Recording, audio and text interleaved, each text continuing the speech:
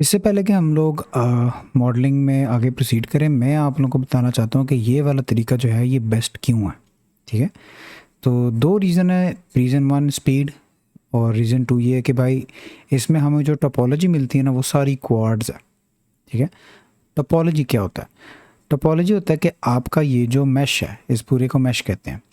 इसमें एज किस तरह फ़्लो कर रही है, ये लाइंस कैसे फ़्लो कर रही हैं। ठीक है, अगर मैं ये एज लूप सेलेक्ट करता हूँ, आप देख सकते हैं कि बड़े नीटली जो है हम इजीली जो है वो लूप सेलेक्ट कर सकते हैं। ये एक अच्छी टोपोलॉजी की निशानी है।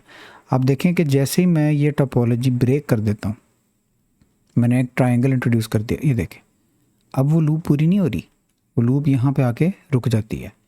इसी तरह अगर फ़र्ज़ करें मैं यहाँ पे वैसे ही एक वर्टेक्स डाल देता हूँ। ठीक है, आप वर्टेक्स मोड में देख सकते हैं कि एक एडिशनल वर्टेक्स है, इसकी 1 2 3 4 5 साइड्स हो गई हैं। तो अब इस केस में भी आप देख सकते हैं कि इस मैश के क्रॉस लूप नहीं जा रही। ठीक है, जहाँ जहाँ पे आपके पास क्वाड्स हैं वहाँ पे इजीली आप लूप्स क्रिएट कर सकते हैं और ये आपके काम आती है।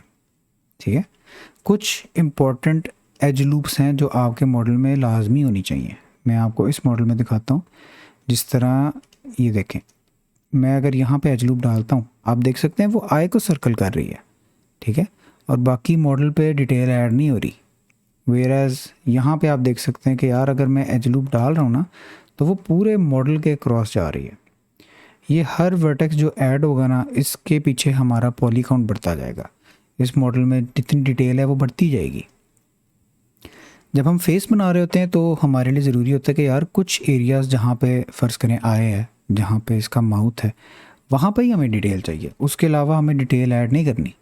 ठीक है, तो वैसे तो टोपोलॉजी की बहुत ज़्यादा टेक्निक्स हैं, एक बहुत डीप सब्जेक्ट है, लेकिन जो हमारे कोर्स के रिलेटेड इम्पॉर्टेंट चीज़ है ना, वो हमने ये देखनी कि यार किसी भी एरिया को आइसोलेट कैसे करते हैं। तो उसका सबसे आसान तरीका ये होता है कि आप वो बॉक्सेस सेलेक्ट कर लें। मतलब फ़र्ज़ करें मैंने आया है यहाँ बनानी, उसमें डिटेल्स ऐड करनी है, तो मैं इसको एक्सट्रूड करके ना स्केल डाउन कर लूँगा। ठीक है, अब आप देख सकते हैं कि जब मैं एज लूप डाल रहा हूँ तो वो इसी एरिया में है। ठीक है, मैंने इसी एरिया में एज लूप्स डाल के यहाँ पे सारी डिटेल्स ऐड करनी है। अगर आप यहाँ पे डिटेल ऐड करने की कोशिश करेंगे तो दोबारा वो पूरे मॉडल के क्रॉस जाएगी।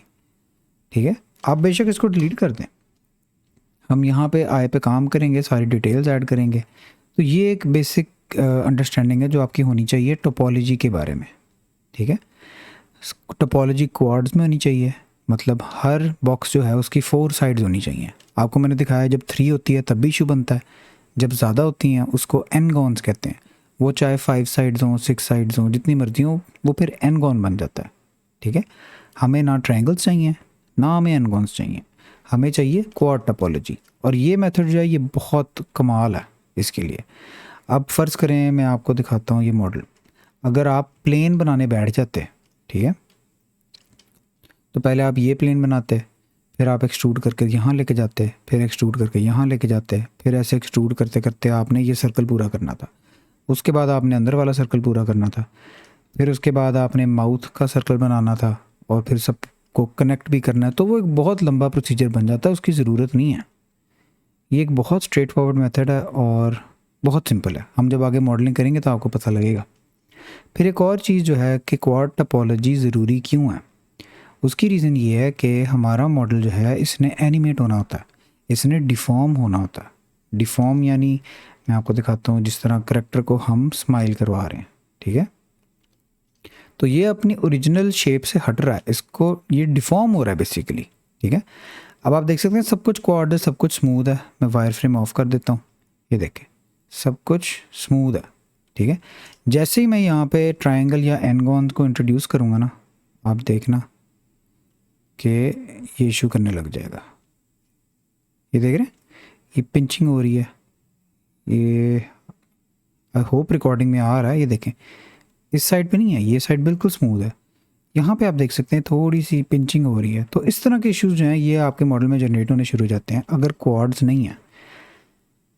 बाज़ ऐसे केसेस होते हैं भाई जहाँ पे नहीं समझ आ रही होती कि ट्रायंगल ख़त्म कैसे करें, फिर हम कोशिश करते हैं यार कि वो ऐसे एरिया में जहाँ पे नोटिसेबल ना हो। ठीक है, लेकिन जितनी हो सकती है हमने कोशिश करनी है कि क्वाड्स हो। और इस मेथड में ये गारंटीड होता है कि आपका मॉडल जो है ना वो क्वाड्स पे ही होगा। एक और रीज़न कि ये मेथड बेस्ट है वो मैं आपको बताता हूँ कि आप देखिए हमने स्टार्ट किया था एक बेसिक स्क्वायर से, ठीक है। इसको थोड़ी देर के लिए हम हाइड कर देते हैं। देखिए हमने स्टार्ट किया था एक बेसिक स्क्वायर से, ठीक है। तो स्क्वायर में अगर आप करेक्टर इमेजिन करें तो बहुत आसान है, ठीक है। ये पार्ट ऑब्वियसली आपके करेक्टर का फ्रंट होगा, जहाँ पे इसकी आंखें होंगी, नाक होगी, माउथ होगा। ये पार्ट आपके करेक्टर का साइड है, जहाँ पे इसके कान होंगे। बाकी ये आपका हेड है, नीचे आपकी नेक आ जाएगी। तो ये अंडरस्टैंड करना काफ़ी ईजी है, ठीक है। इसी स्क्वायर में हमने जो है सब डिविजन्स ऐड की थी, ठीक है। कुछ कॉम्प्लेक्स नहीं है। अभी भी आप देख सकते हैं कि वो वाली शेप्स इजीली आइडेंटिफाई हम कर सकते हैं। ये देखें, ये हमारे करेक्टर का फ्रंट है, जहाँ पे इसकी आँख आनी है, इसकी नाक आनी है, इसका माउथ आना है। ये करेक्टर का साइड है, जहाँ पे कान आने हैं।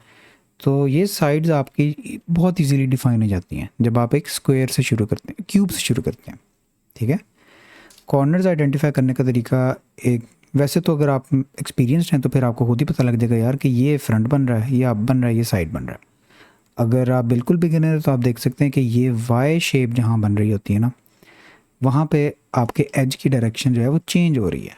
अगर मैं एज लूप डालूँ, ठीक है, आप देख सकते हैं कि यहाँ पे डायरेक्शन चेंज हो रही है, यहाँ पे फुल लूप बनता है, ठीक है।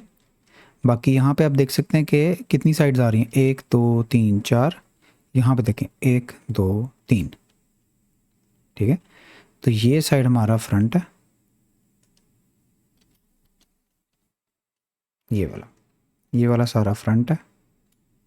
यहाँ पे सेपरेशन लाइन है, ये हमारा साइड है, और ये आप देख सकते हैं कि ये हमारे करेक्टर का टॉप है। अब इसके बाद हमने सिंपली यार जो फ्रंट है वहाँ पे फ्रंट के फीचर्स डालने हैं, जो साइड है वहाँ पे साइड के फीचर्स डालने हैं। बैक और टॉप पे कुछ भी नहीं, बाल आएंगे, और नीचे हमने नेक बना लेनी है। तो ये एक बहुत सिंपल अप्रोच है, इसीलिए